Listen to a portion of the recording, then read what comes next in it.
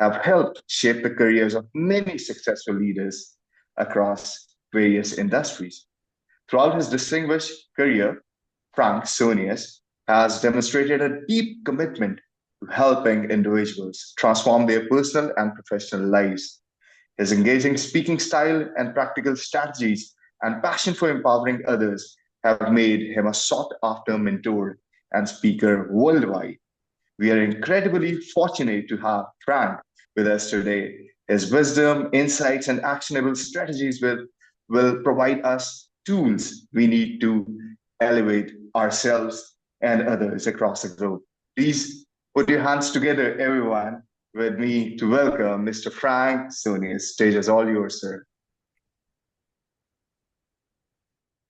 Thank you. Oh my God.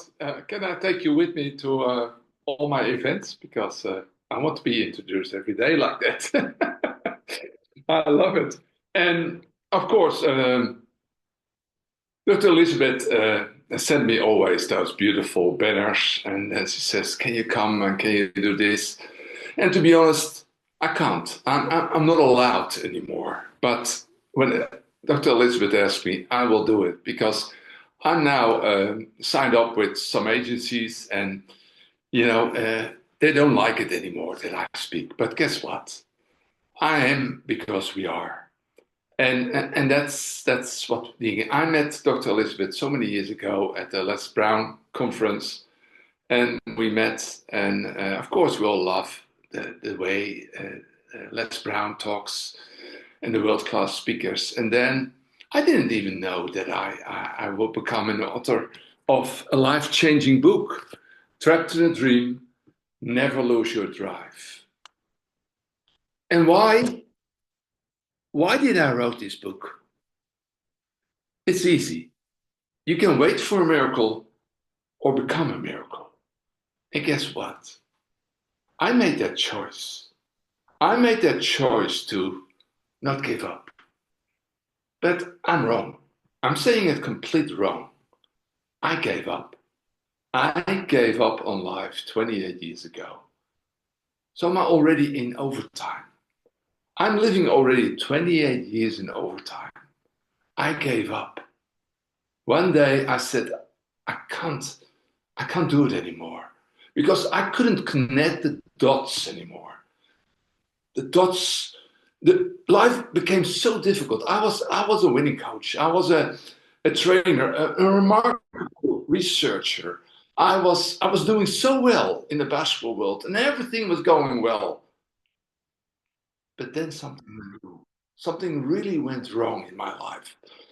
I tried to help drug people, people who were using drugs already for such a long time. And I lost it because I couldn't believe that people didn't want to be helped. People who are using drugs only wants the one thing. It's the next drugs. But I thought, hey, wait a minute, you're 28. You still have a life to go. So I started to show them the way. And guess what? I overstepped my qualities. I overstepped all my boundaries by trying to help those people. People who don't want to be coached, who only wants to go to the next shot. And it made me crazy. I lost it. I became a mental patient. I was locked up. And that's what I wanted to talk today about. Because you can see maybe my sign here that says, sometimes there is no next time, no second chance, no time out. Sometimes it's now or never. And let's talk about now or never. Because we can all think about a moment in your life. Now let me rephrase that. It's a story you tell yourself about yourself when nobody is listening. Again, it's a story you tell yourself about yourself when nobody is listening. That's who you are. But how far are we sometimes off of that person? And there are all circumstances why we can be so off of the person we want to be today. But guess what? That moment came for me in an isolation cell, in a mental institution in Sydney, Australia. I tried to step out of this life. And they found me. So they wanted to protect me. So they put me in an isolation cell, 24 hours suicide watch. And there I was 7 weeks already in. I didn't speak anymore. I didn't want to go on anymore because I couldn't connect my own dots. But there was a guy, a guard, who had only one job to do, and that was watch me not do stupid things in an isolation cell where you're locked up and where you're tied down to a table. And still people can manage to step out of life. So that's why 24/7 they were watching me. And he couldn't believe that a guy 37 years old didn't want to live anymore. He couldn't understand it. So he was thinking, what am I going to do? And then he did that now moment. Now or never. That now moment came when he put, and this is an original paper, he put this paper under the door and he asked me, Frank, I'm not allowed to do this, but I want to know something. Where are you? I'm watching you 7 weeks. Where are you? Why do you don't want to live anymore? I understand that, but can you please write for me? Where are you in your head? What's going on? You know, you don't sleep. I don't see you never sleep, but you're laying there only watching. I don't know. Can you please write down for me? And then the second paper and a third paper. And that evening, I wrote 13 pages. That evening, I decided it's now.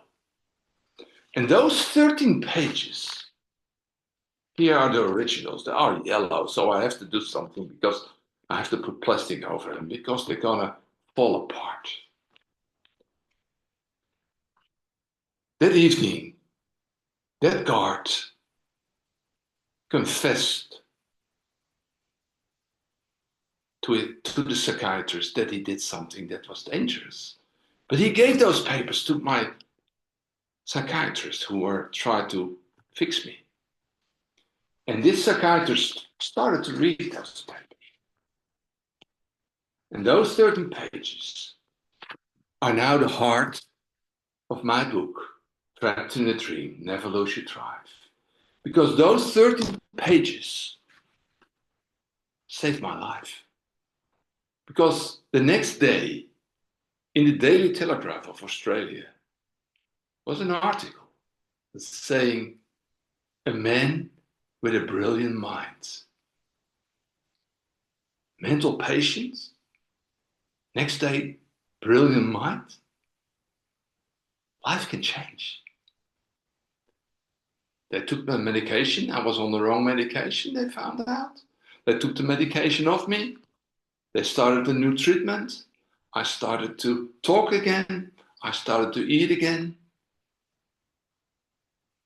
And of course, it's beautiful to tell now, but it was different because I had to stay another 4 years and 3 months there. Till that day, they let me out. I was good enough. And was I good enough?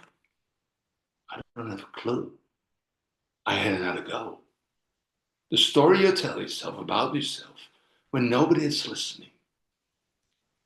And from that moment on, it was 2000, 9 August, the day before the Olympics. Did I not know what I wanted to do with the rest of my life? That my second chance? I had no clue. But the universe will always put you there where you belong. And it's finding the right pages.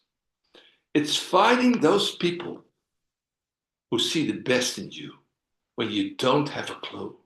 Finding that support team I was lucky. I was lucky to find that guard. And now, for the rest of my life, I want to be that piece of paper for somebody else who has no clue what to do with your life. There are so many people at the moment so confused. Look what's happening in the world. And that's why all the leaders have to step up. Don't make life more complicated, because life is, at the moment, the world is in fire. There is so much going on. So many people are, just like me, cannot connect the dots anymore. And then you're lucky when your support team, your cheerleader, your mentor, your coach, your best friend, and most of the time, your protege. Your protege, the people they come for help to you. But guess what? You need those people too, because they have the right questions. They ask you things you still don't know. Everything I'm telling you today, I know already. But the best things in happen is the people you help with the right questions. So you can grow. And we all need to grow. We all need to connect those dots we sometimes can't connect anymore. And when you have that support team, when you can call now on your mobile phone somebody who is there all the time, and in what capacity, it doesn't matter. Sometimes you are a coach. Sometimes you are a mentor. Sometimes you are a good friend. And be that person, what I need today. Don't be a smart ass. Be a mentor when somebody don't need a mentor.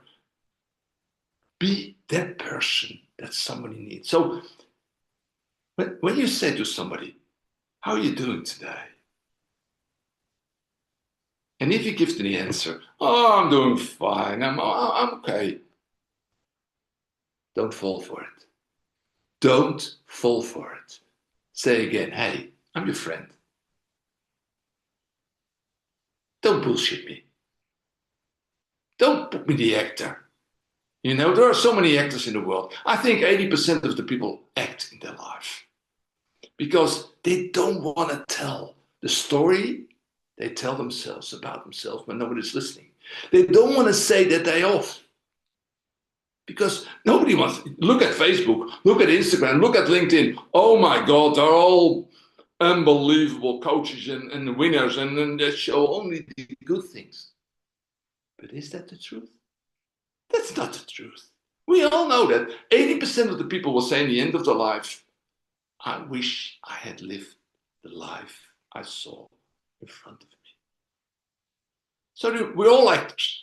We're all actors. We never say, oh, I don't have a clue today.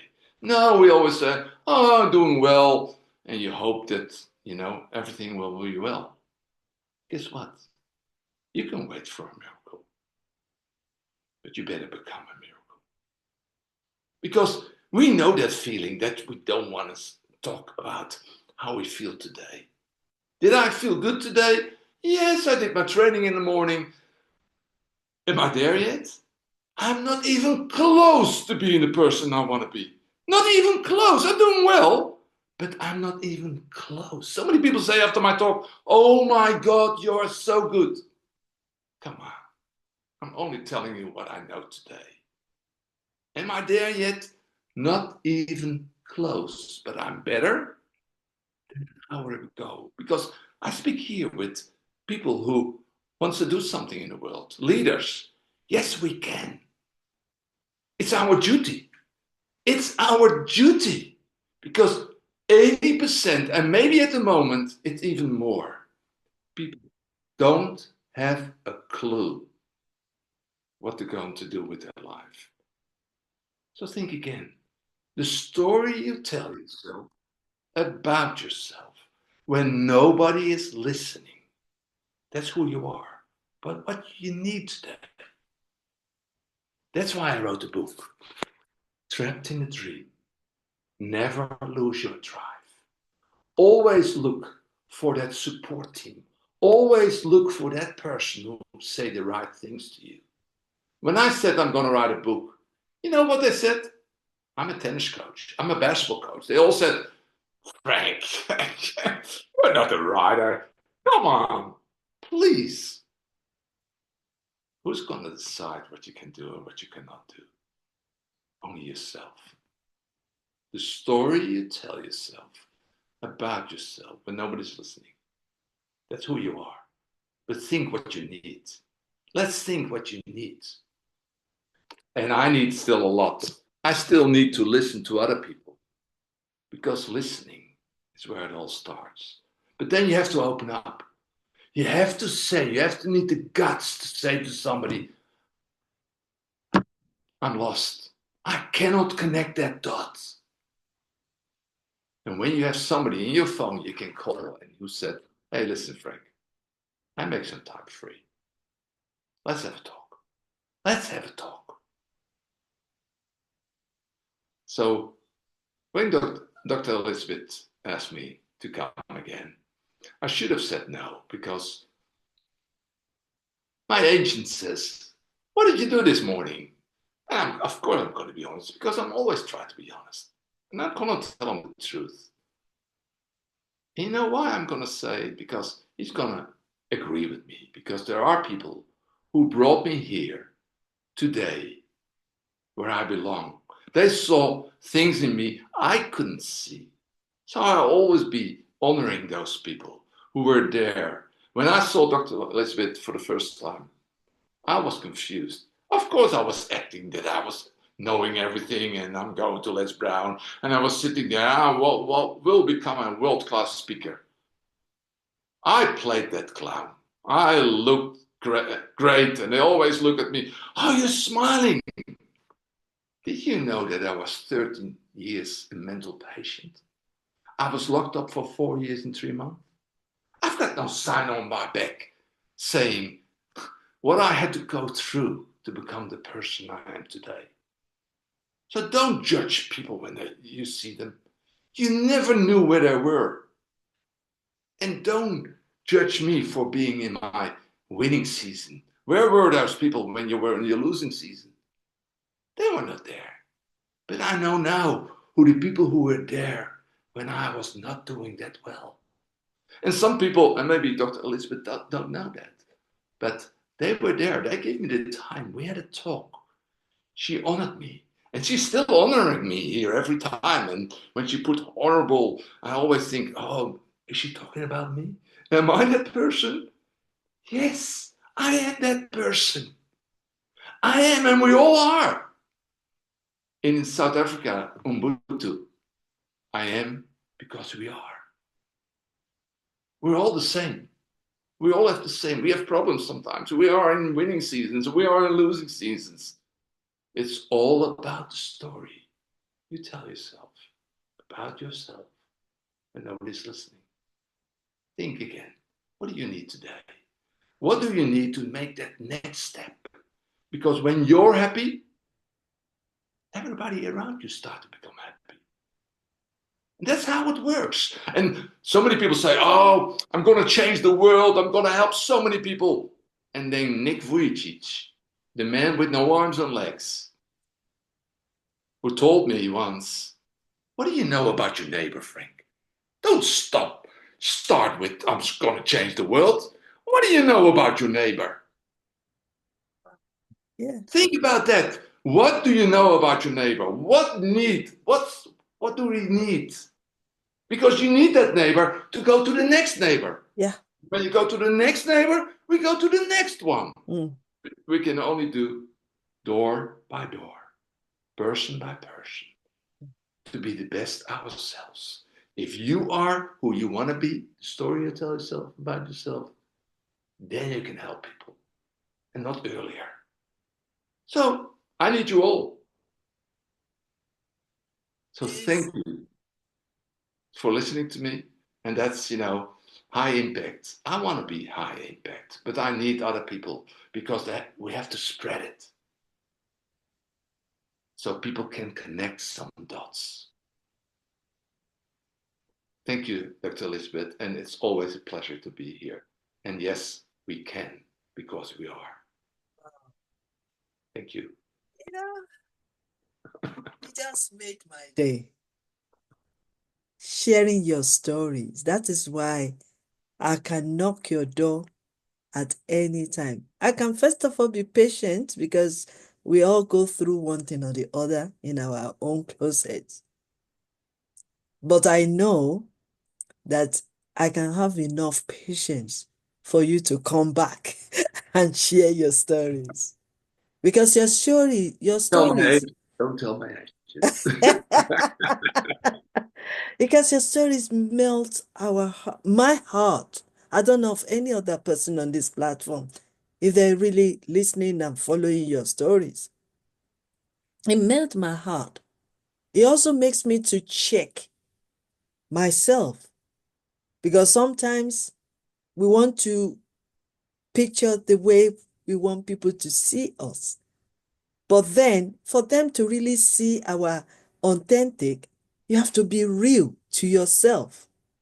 You have to be honest to yourself. Because if you are not honest to yourself, then you will frustrate yourself. When you're trying to be like other person, then you miss the mark. Then you miss your authenticity. Then you miss your original. Then so that is why right from the beginning we said something like there are 5 elements that we need to really tackle in our lives, individual. If we want to be a great leader, if we want to relate with people, and those 4 elements are ignorance, lack of vision, lack of understanding, and I said even unknown of your identity. Because if you are lost in that, that's the time you want to be like somebody else. But if you know who you are, then you will stand tall and shine the light in you. And that is what Honorable Franz Sonia. I remember quite all right. Yes, when we met at Heathrow Airport, one of the hotel there with Les Brown. Yes, I remembered. And I knew right there that we are still going to be connecting. And that is why part of this program this week, there's one of the topics that says about connection, commitment, and also networking. You go to network is not enough. You network with others is not enough. But you need to know who you are networking with. You need to connect with them closely. And that is the main purpose of this platform. For us not only just to connect, but to share from our heart. Let people know who you are. I believe with the short stories you've shared with us today, I want to believe that my great leaders of 14 on this platform, they know about you now. Because you come out to say, this is who I am. This is the picture. This is my story. So they can resonate with your story. And yes, you might think it's only here that we are opportune for you to speak. But don't be surprised, we'll be knocking your door and pay you millions to come and speak on their platform. So I want to say thank you, sir. It's my pleasure. Honorable Frank Sonia from It's Netherlands. And my pleasure. guess what? I'm planning to come to Netherlands very soon. I am planning. You're welcome. Because Honorable Frank is our Netherlands Y.Y.C.I International President. So when they are all my presidents, I want to visit them one-to-one and connect with them and flow with whatever they are doing in their country. Like Coach Ediana is also our president from Indonesia, and many, many more. Even Dr. Stephen is our vice president. I believe Matron will be joining us soon. Dr. Samina is also our president of Pakistan, and Dr. Stephen is our vice president. We have also our director in the building, Dr. Fatai, collaborating and connecting us to all our great royal traditional rulers, especially in Africa. It's also with us. We also have my own personal assistant with us, Ambassador Lukman Nuruddin. I really appreciate all of you. Dr. Favor, thank you for joining us. Ambassador Safa, thank you for joining us. Honorable Ambassador Robin Kirsten from USA, thank you for joining us. Honorable Rachel Lebenga, thank you so much for joining us.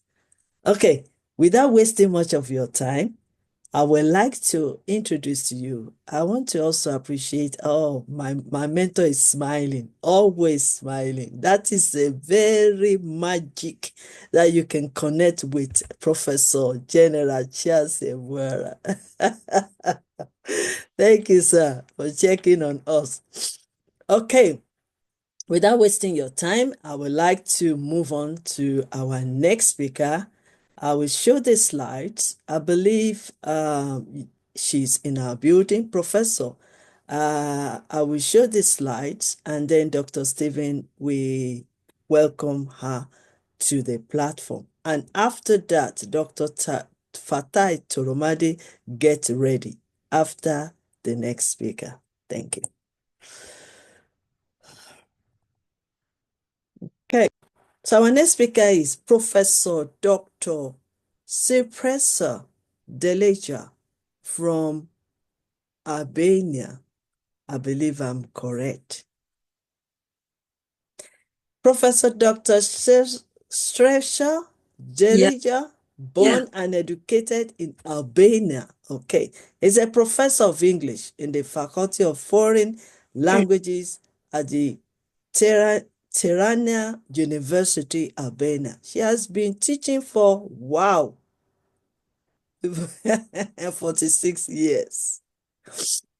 Professor Delija is a national and international speaker, international teacher, trainer, book writer, poet, leader, conference organizer, a lover of wellness, positive change. I think I'm missing something quickly. All right.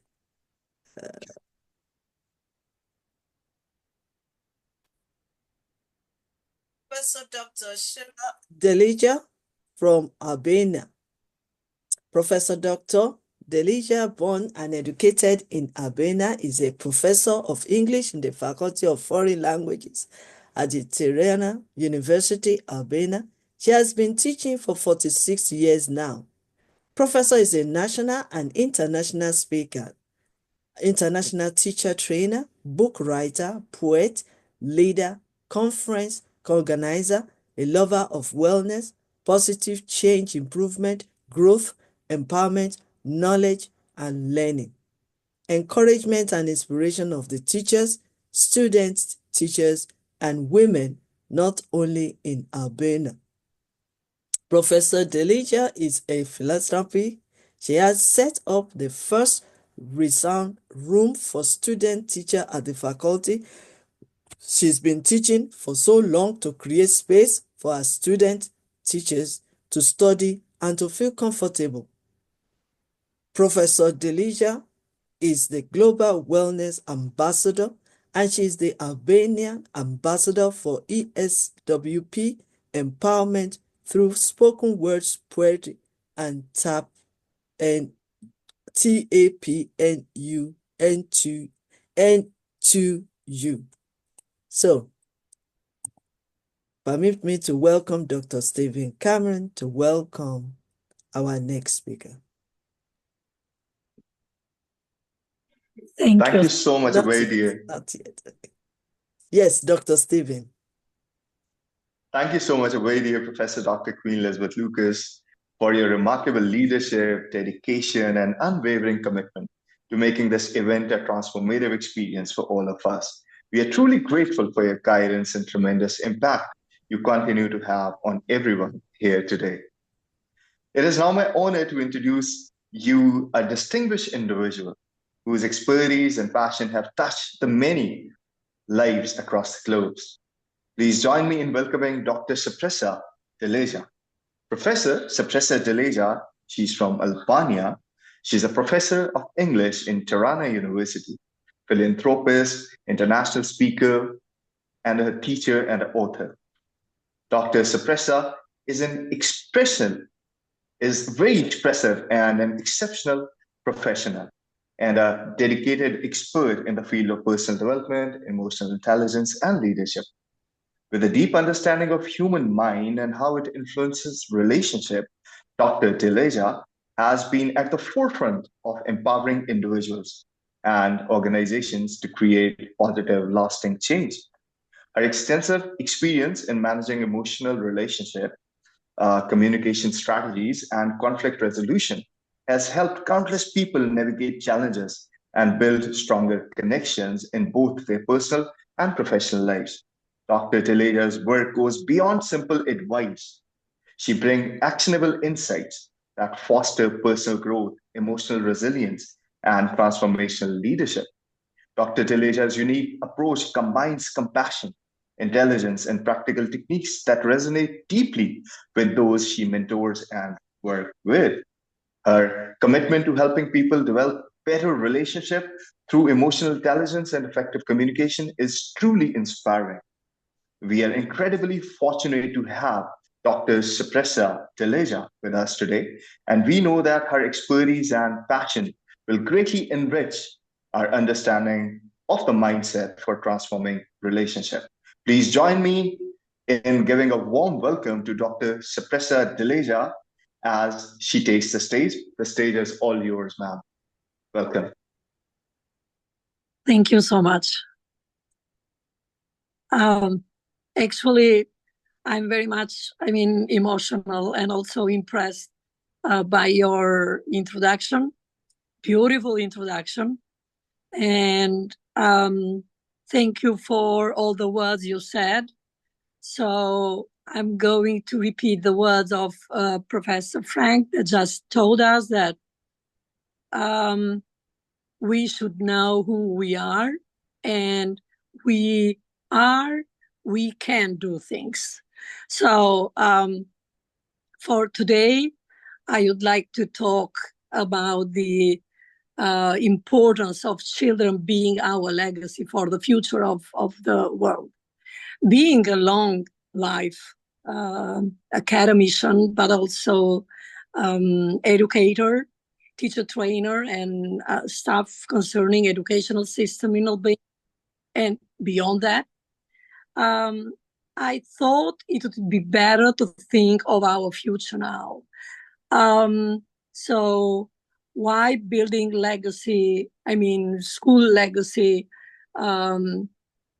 is important for us educators, who we are giving the world to, which are their hands, which is their mindset, which is their legacy for the future generations then after us. So through my experience as an educator, teacher trainer, and also humanitarian, missionary, philanthropist, I would say that building school legacy is a vital aspiration for all of us educators, but not only educators, starting from the parents.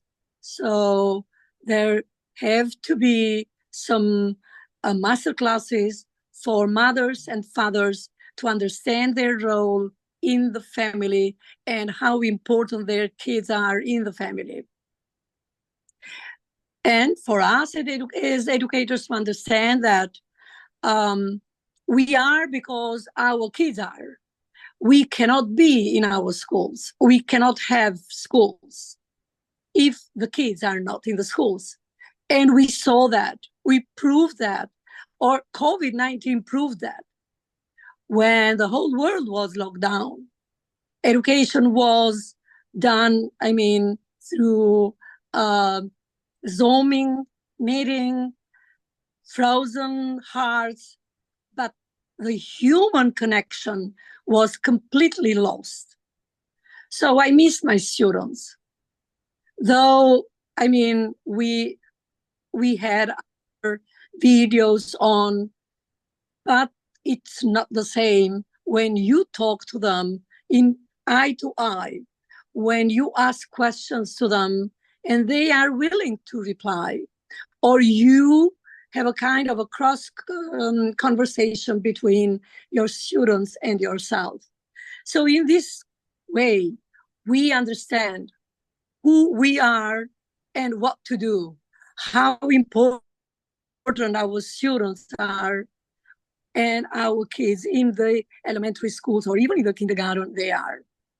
So building this school legacy, I think it's a vital aspiration for all of us because it encapsulates their enduring impact on the students themselves and the whole community. As Frank just told us, we should knock at the door of the neighbors and to know who our neighbors are. This is our community, to understand the community we are surrounded by. So this isn't just about day-to-day tasks, but creating long-lasting relationships and achieving overarching goals and aims that resonate through time. So educational and educators' aspirations are that most of the educators, all the teachers, dream of having a lasting mark, influencing students' lives far beyond the classroom, far beyond the curriculum, far beyond their tests, who really are becoming a help to our students. So we, as educators, we need to create our goals. So open the doors, think beyond the box, and think of these kids, who the kids are going to be, who my students are going to be, who they are going to serve. So creating the big picture of the goals, I think that this picture will include fostering a love for learning, but also it will go to promote critical thinking. It will help my students and your students and students across the world to view themselves that they are important, that they count in our lives as professionals we are. So that's why I would say that a strong school legacy involves understanding that while skill building and meeting success criteria are crucial, the broader impact on students' personal growth and their view of learning is equally significant. For me as an educator, because I've been teaching for more than 46 years, almost 47 years now. So I would say that first would come their behavior. We should steal the good skills, behavioral skills of our students. So building a school legacy, going throughout all my teaching career, has roots in many education and startup experiences, focusing on creating dynamic, engaging platforms that help my school, my university, but not only, because I told you that I've been a teacher trainer, international one, So I've been traveling all around the world. So it's not a matter of respecting only the curriculum and its objectives and goals, but also we should instill to our students the resilient student, the student who should feel for others, who should think what is going around them, who they are, to understand themselves. So legacy is something handed down from the past, like a torch, we pass it like the European, for example, football match or world football match or whatever. You see? But also it is connected to the past, more to the future as well. Why I say that? So because I come from communist country my people, they used to be under the dictatorship regime for more than half a century, 45 years. And I would say that it has been the most severe and the strongest communist regime in the world and in Europe, where many people were sentenced without only of thinking, because of thinking, to be free, to develop education, to follow the progressive way of the educational system everywhere in the world. And a lot of priests were assassinated because they were trying to enlighten the lives of my people. So I would say that I got something from the past, but also I should think of what is happening to my students in the future, not to suffer what I suffered as a student at the university or in the high school. So passing down tradition is very crucial for everything, because it has to do with culture, it has to do with the educational system that we used to have, though it was good as far as scientific way it was promoted by the government at the time. But when it came to creating the human being was, or the people were shaped according to what the political parties said in the reign. So that's why I would say that these traditions create a sense of belonging, but also pride. So I proudly say that I am Albanian, I come from Albania, and I'm proud of being a professor, though living in that kind of, under those very bad conditions. And I survived because of the good communication skills I used to inherit from my parents, from my grandparents, and also from the most progressive professors that I used to have. So that's why I would say that the role of educators in building school legacy is very important. As educators, our relationships with our students, with our kids, are the foundation of any lasting school legacy. It's not just about teaching or giving the guidelines of a curriculum and assessment or whatever. But this helps students to see their progress over time and encourages a growth mindset, as Professor Herdiana said, for example, but also Professor Frank mentioned in his speech.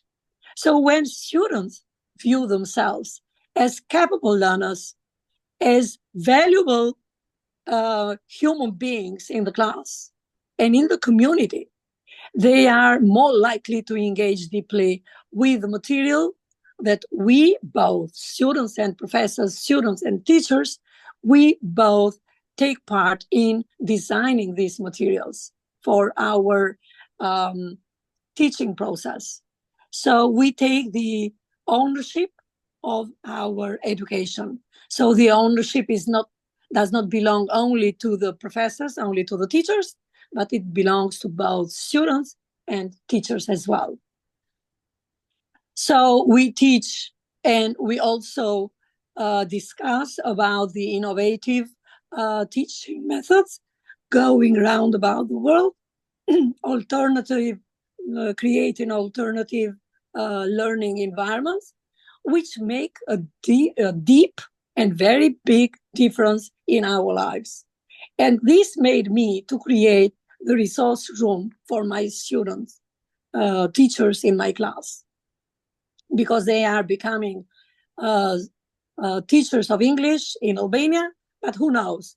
With the opening of Albania, now they are free to choose where to go once they comply with the laws of that country they apply to work for. So passing for, we also should instill the passion for teaching to our student teachers. And we should make it contagious. So there is no virus to make our students to acquire this kind of virus like we did with the coronavirus, for example, or the other viruses. But the problem is that we, with our attitude, our behavior, our professionalism, our understanding, we are going to make them passionate about the subject they are going to teach, to inspire them to be enthusiastic wherever they go and work, in the city or in the rural area, or outside the country. So by focusing on these innovative methods and developing a big picture goals, educators could build this school legacy that goes beyond test scores, beyond the student assessments, and beyond their grades. So it's about creating an environment where students feel valued and empowered to learn. So side by side with the students, we also should promote, as I mentioned at the very beginning, parent involvement in our school legacy we are going to build and we build in our schools nowadays. So the 21st century requests for reshaping the educational system and making it more engaging, more inclusive. So parents should be included in all the reforms, should be included in all the initiatives and in all the projects organized by the school or organized by the country. So successful parent involvement programs should be designed in all the schools and universities. Why? Because these programs will build a lasting school legacy for our students. Creating a culture of literacy also helps in building a lasting school legacy in our countries. So parent training programs, I think, are necessary and also very important to be organized by all the schools. So also I can include here the infrastructure that we should engage in building the school legacy in our schools as well. Technology integration will help in building legacy in our schools. But there are a lot of biases going round about AI. Is it going to be, replacing the teachers or not? We should be safe. Teaching or teachers, doctors, engineers, professionals cannot be replaced. This technology and AI or other apps which are going to be developed very soon, I think they are going to serve as a tool to help building school legacy and educational legacy in our schools. So, as a conclusion, I would say that building school legacy, which I would say instilling and empowering our kids, our students in our educational system would inspire the future generations. This legacy is not only rooted in academic excellence, but also in the relationship and community bonds we foster. So connectivity in the community will help. So distributing information for any kind that we get concerning the improvement, the empowering of our educational system, this is going to be another goal to help design a very successful school legacy. So as an end, I would say that all this technology is going to ensure that these accomplishments reach a wider audience. It integrates social media. It allows schools to celebrate their community's success or taking part in different kinds of tournaments or different kinds of projects. And this success is going to reach beyond the school world and the school walls. So it will increase visibility and engagement across the world. Thank you so much. And also amazing. Thank you so much. Thank you so much, ma'am. You've really enlightened us more about where we go from here, especially to the next generation and also concerning the education sector. And I listened carefully, and I think there are a lot of points that you have shared with us that we need to revisit this video and keep playing it several times, even if it's possible to send it to most of the schools so that they can use it to think about how to change, firstly, their mindset. And then secondly, how to apply those principles to their curriculum to help and prepare our students, our children, our youth for the next movement. And I believe that this is very, very important. Ma'am, thank you so much for sharing these valuable informations with us on this Yes You Can International Academic Masterclass. We appreciate you, ma'am. Thank you so much. Thank you so much. Okay. Thank you. Now we need to move